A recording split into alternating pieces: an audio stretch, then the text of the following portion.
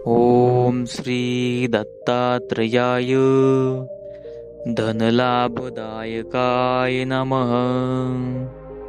ओम श्री दत्तात्रेयाय धनलाभदायकाय नमः। ओम श्री दत्तात्रेयाय धनलाभदायकाय नमः। ओम श्री दत्तात्रेयाय धनलाभदायकाय नमः। ओम श्री दत्तात्रेयाय धनलाभदायकाय नमः। ओम श्री दत्तात्रेयाय धनलाभदायकाय नमः। ओम श्री दत्तात्रेयाय धनलाभदायकाय नमः। ओम श्री दत्तात्रेयाय धनलाभदायकाय नमः। ओम श्री दत्तात्रेयाय धनलाभदायकाय नमः। ओम श्री दत्तात्रेयाय धनलाभदायकाय नमः।